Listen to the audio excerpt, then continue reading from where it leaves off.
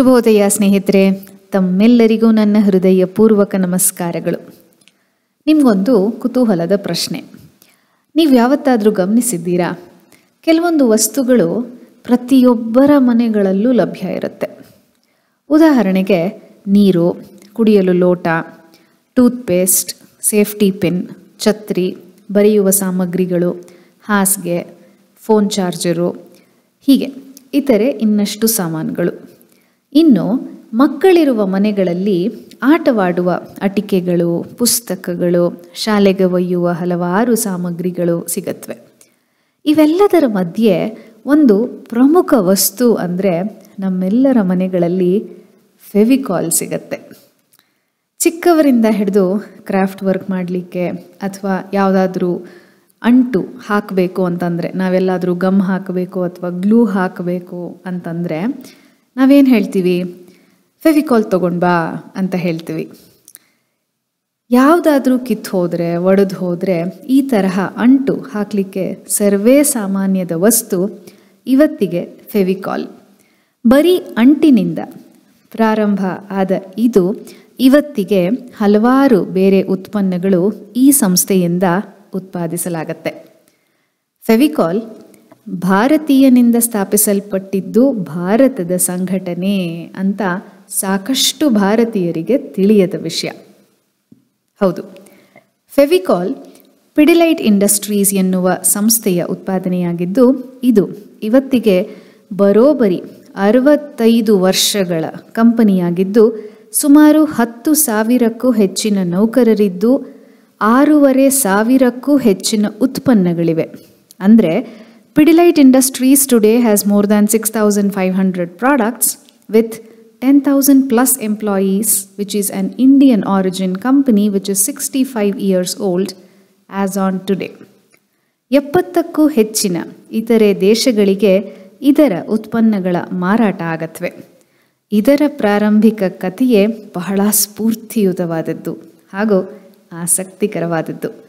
ಇದನ್ನು ಹೇಳಲಿಕ್ಕೆ, ನಿಮ್ಮೊಂದಿಗೆ ಹಂಚ್ಕೊಳ್ಳಿಕ್ಕೆ ಇವತ್ತು ಕೂತಿದ್ದೀನಿ. ಚಾನಲ್ಗೆ ನೀವು ಆಗಲೇ ಸಬ್ಸ್ಕ್ರೈಬ್ ಮಾಡಿದರೆ ನನ್ನ ಒಲವಿನ ಧನ್ಯವಾದಗಳು. ಇನ್ನೂ ಮಾಡಿಲ್ಲ ಅಂದರೆ ದಯವಿಟ್ಟು ಸಬ್ಸ್ಕ್ರೈಬ್ ಮಾಡಿ. ನಿಮ್ಮ ಸ್ನೇಹಿತರಿಗೆ, ಆಪ್ತರಿಗೆ ಈ ವಿಷಯಗಳ ಬಗ್ಗೆ ಹೇಳಿ, ಕತೆಗಳನ್ನು ಶೇರ್ ಮಾಡಿ.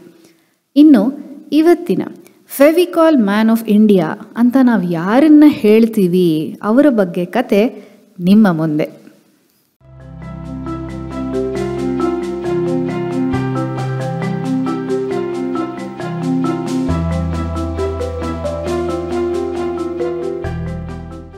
ಫೆವಿಕಾಲ್ ಮ್ಯಾನ್ ಆಫ್ ಇಂಡಿಯಾ ಅಂತಲೇ ಪ್ರಸಿದ್ಧರಾದವರು ಬಲವಂತ್ ಪಾರೇಖ್. ಬಲವಂತ್ ಪಾರೇಖ್ ಭಾರತದ ಫೆವಿಕಾಲ್ ಮನುಷ್ಯ ಮತ್ತು ಆಧುನಿಕ ಭಾರತದ ಮತ್ತೋರ್ವ ನಿರ್ಮಾಪಕ ಅಂತಲೇ ಪ್ರಸಿದ್ಧರಾಗಿದ್ದಾರೆ ಸ್ನೇಹಿತರೆ.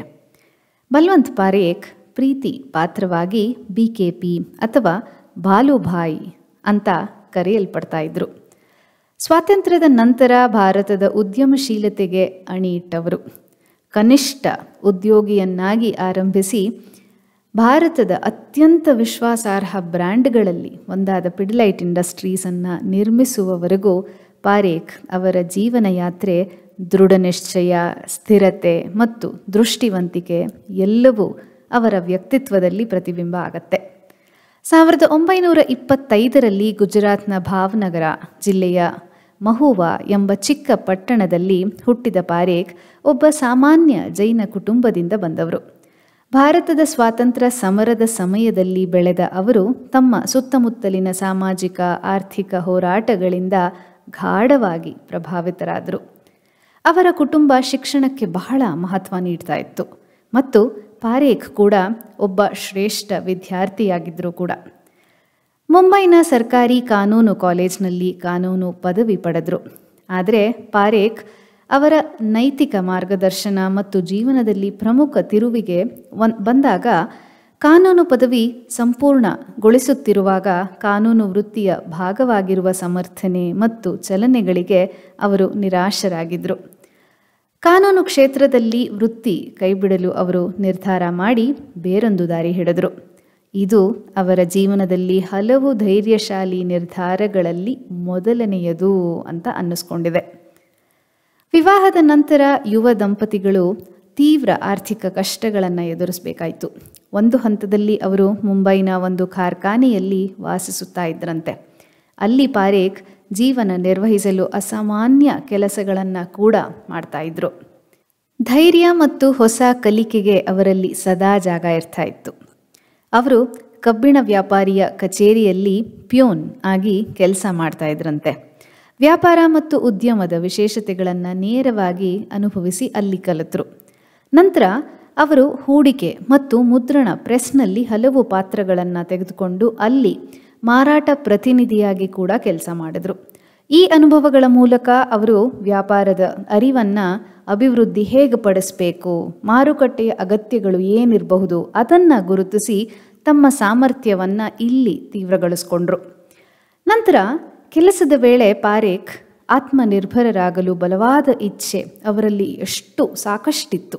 ನಂತರ ಮೋಹನ್ ಎಂಬ ಹೂಡಿಕೆದಾರರಿಂದ ಬೆಂಬಲ ಪಡೆದು ಪಶ್ಚಿಮ ದೇಶಗಳಿಂದ ಸೈಕಲ್ಗಳು, ಅಡಿಕೆ ಮತ್ತು ಕಾಗದದ ಬಣ್ಣಗಳು, ಅಂದರೆ ನಾವು ಕಲರ್ ಡೈ ಅಂತ ಏನು ಹೇಳ್ತೀವಿ, ಇಂತಹ ವಸ್ತುಗಳನ್ನು ಆಮದು ಮಾಡಿ ಇಲ್ಲಿ ಇದುವರೆಗೂ ಉದ್ಯಮಶೀಲತೆಯ ಅನುಭವವನ್ನು ನೀಡ್ತಾ ಇತ್ತು ಅವರಿಗೆ. ಇದನ್ನು ಉಪಯೋಗಿಸ್ಕೊಂಡು ತಾರ್ಕಿಕವಾಗಿ ಹೇಗೆ ಸ್ಥಿತಿಗತಿಗಳನ್ನು ನಾವು ಉಪಯೋಗಿಸ್ಬೇಕು, ಹೇಗೆ ನಿಭಾಯಿಸಬೇಕು, ನಿರ್ಧಾರಗಳನ್ನು ಹೇಗೆ ತಗೋಬೇಕು ಅಂತ ಇಲ್ಲಿ ಕಲಿತರು. ಆಮದು ಮಾರುಕಟ್ಟೆಯಿಂದ ಪಾರೇಖ್ ಅವರು ಉತ್ಪಾದನೆಗೆ ಇಳಿದ್ರು. 1954ರಲ್ಲಿ ಪಾರೇಖ್ ವ್ಯಾಪಾರದಿಂದ ಉತ್ಪಾದನೆಗೆ ಇಲ್ಲಿ ಅವರ ಸಹೋದರ ಸುಶೀಲ್ ಪಾರೇಖ್ ಅವರೊಂದಿಗೆ ಕೈಜೋಡಿಸಿ ಇಬ್ಬರೂ ಸೇರಿ ಕೈಗಾರಿಕಾ ರಾಸಾಯನಿಕಗಳು ಮತ್ತು ಬಣ್ಣಗಳನ್ನು ಉತ್ಪಾದಿಸಲು ಪಾರೇಖ್ ಡೈಕೆಮ್ ಎನ್ನುವ ಇಂಡಸ್ಟ್ರೀಸನ್ನು ಸ್ಥಾಪನೆ ಮಾಡಿದರು. ಆದರೆ ಅವರ ನಿಜವಾದ ಮುನ್ನೋಟ ಬಂದದ್ದು ಅಂಟಿಸುವ ವಸ್ತುಗಳ ಮಾರುಕಟ್ಟೆಯಲ್ಲಿ, ಅಂದರೆ ಗಮ್ ಆ್ಯಂಡ್ ಗ್ಲೂ ಮಾರ್ಕೆಟ್ ಅಂತ ನಾವೇನು ಹೇಳ್ತೀವಿ, ಅಲ್ಲಿ ಅವಕಾಶಗಳು ಹೇಗಿವೆ, ಯಾಕಿವೆ, ಏನು ಜಟಿಲವಾಗಿದೆ ಅನ್ನೋದನ್ನು ಅವರು ಕಂಡುಕೊಂಡ್ರು. ಆಗ ಅಂಟು ಮಾರುಕಟ್ಟೆ, ಅಂಟುವ ವಸ್ತುಗಳು ಅಂದರೆ gum and the glue market ಅಂತ ನಾವಿವತ್ತೇನು ಹೇಳ್ತೀವಿ, ಅದು ಪ್ರಮುಖವಾಗಿ ಪ್ರಾಣಿ ಆಧಾರಿತ ಗ್ಲೂಗಳಾಗಿದ್ವು. ಅಂದರೆ most of the ಗಮ್ಸ್ and glues var made out of animal extracts. ಬಹಳ ಕ್ಲಿಷ್ಟಕರವಾಗಿಯೂ ಹಾಗೂ ಅಸ್ವಚ್ಛವಾಗಿಯೂ ಅದು ಇದ್ವು. ಪಾರೇಖ್ ಅವರ ಆಲೋಚನೆ ನೈಸರ್ಗಿಕ ವಸ್ತುಗಳನ್ನು ಒಳಗೊಂಡಿದ್ದು, ಅದರ ಈ ಪರಿಕಲ್ಪನೆ ಹೇಗೆ ಅಂಟುಗಳನ್ನು ಮಾಡಬಹುದು ಅನ್ನೋದಾಗಿತ್ತು. ಈ ಪರಿಕಲ್ಪನೆಯಿಂದಾಗಿ ಭಾರತದ ಅಂಟು ವಸ್ತುಗಳ ಉದ್ಯಮಶೀಲದಲ್ಲಿ ಕ್ರಾಂತಿಕಾರಿ ಉತ್ಪನ್ನವಾದ ಫೆವಿಕಾಲ್ ಅನ್ನು ರೂಪಿಸಲು ಇದು ಕಾರಣ ಆಯಿತು. ಪಾರೇಖ್ ಜರ್ಮನ್ ಕಂಪನಿಯಾದ ಫೆಡ್ಕೋ ಅವರೊಂದಿಗೆ ಪಾಲುದಾರತ್ವ ಹೊಂದಿದ್ದು ಕಾಲ್ ಎಂಬುವ ಜರ್ಮನ್ ಶಬ್ದದಿಂದ ಪ್ರೇರಣೆಯನ್ನು ಪಡೆದು ಈ ಎರಡೂ ಪದಗಳನ್ನು ಸೇರಿಸಿ ಅದನ್ನು ಫೆವಿಕಾಲ್ ಎನ್ನುವ ಸರಳ ಹೆಸರಿಟ್ಟರು. ಈ ಆವಿಷ್ಕಾರವನ್ನು ಭಾರತೀಯ ಹವಾಮಾನ ಪರಿಸ್ಥಿತಿಗಳಿಗೆ ಸೂಕ್ತವಾಗಿ ರೂಪಿಸಿದರು. ಅವರ ಮೊದಲ ಟಾರ್ಗೆಟ್ ಕಸ್ಟಮರ್ಸ್ ಅಂದರೆ ಕಾರ್ಪೆಂಟರ್ಗಳು ಹಾಗೂ ಫರ್ನಿಚರ್ ನಿರ್ಮಾಪಕರು. ಇನ್ನು ಫೆವಿಕಾಲ್ನ ಗುಣಮಟ್ಟ ಎಷ್ಟು ಚೆನ್ನಾಗಿ ಮಾಡಿದರು ಅಂದರೆ ಈ ಟಾರ್ಗೆಟ್ ಕಸ್ಟಮರ್ಸ್ನಲ್ಲಿ ಅದು ಬಹಳ ಜನಪ್ರಿಯತೆ ಪಡಿತು. ಭಾರತದ ಮನೆಮಾತಾದ ಫೆವಿಕಾಲ್ ಪಾರೇಖ್ ಅವರ ನೇತೃತ್ವದಲ್ಲಿ ಪಿಡಿಲೈಟ್ ಇಂಡಸ್ಟ್ರೀಸ್ ಒಂದು ಏಕಕಾಲೀನ ಗ್ಲೂ ಉತ್ಪನ್ನದಿಂದ ಪ್ರಾರಂಭವಾಗಿ ಕೈಗಾರಿಕಾ ರಾಸಾಯನಿಕಗಳು, ನಿರ್ಮಾಣ ಸಾಮಾನುಗಳು ಮತ್ತು ಕಲೆ ಸಾಮಾನುಗಳನ್ನು ಒಳಗೊಂಡು ವಿಭಿನ್ನ ಪೋರ್ಟ್ಫೋಲಿಯೋಗೆ ಬಹಳ ದೊಡ್ಡದಾಗಿ ವಿಸ್ತಾರ ಆಯಿತು.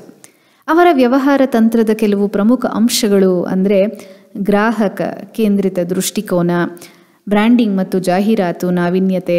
ಫೆವಿಕಾಲ್ ಅದರದೇ ಆದ ಅಡ್ವರ್ಟೈಸ್ಮೆಂಟ್ಸ್ಗೆ ಬಹಳ ಹೆಸರು ಮಾಡಿತು.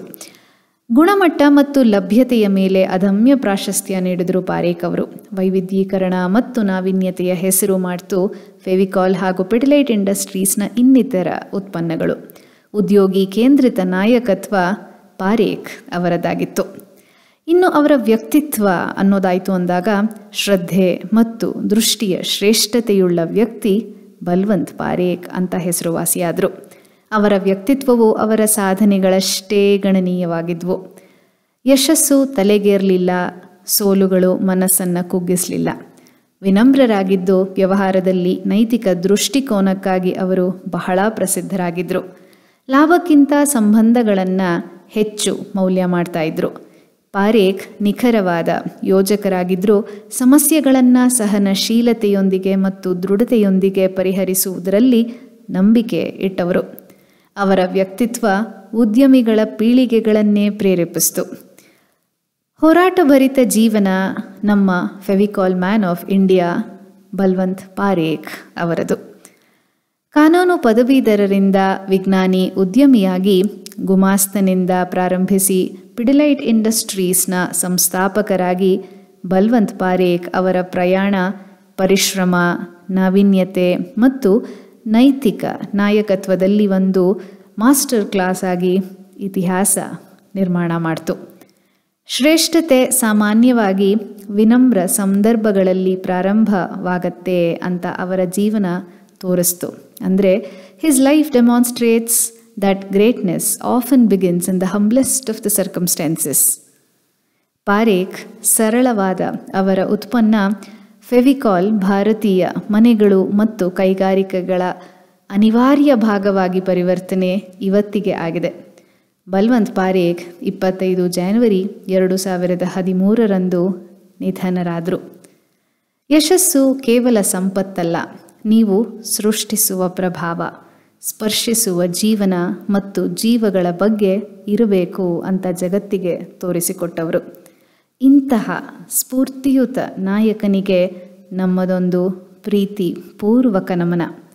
ಅವರ ದೃಷ್ಟಿ, ಸ್ಥಿತಿ, ಸ್ಥಾಪಕತ್ವ ಮತ್ತು ಗುಣಮಟ್ಟಕ್ಕೆ ಬದ್ಧತೆಯ ಅವರ ಸ್ಥಾನವನ್ನು ನಿಜವಾದ ಭಾರತದ ಬಿಲ್ಡರ್ ಅಂತ ಭದ್ರಪಡಿಸಿದೆ ಈ ನಮ್ಮ ಮಹತ್ವಾಕಾಂಕ್ಷಿ ಉದ್ಯಮಿ ಹಾಗೂ ಪ್ರೇರಿತ ಹಾಗೂ ಸ್ಫೂರ್ತಿಯುತ ಕತೆಗಾರ ಹಾಗೂ ಅವರ ಜೀವನ ಕಲ್ಪಿಸಿಕೊಟ್ಟ ಒಂದು ಅವಕಾಶಕ್ಕೆ ನಮ್ಮ ಫೆವಿಕಾಲ್ ಮ್ಯಾನ್ ಆಫ್ ಇಂಡಿಯಾ ಅವರಿಗೆ ನಮ್ಮದೊಂದು ವಿನಯಪೂರಿತ ಪ್ರೀತಿಪೂರ್ವಕ ನಮನಗಳು.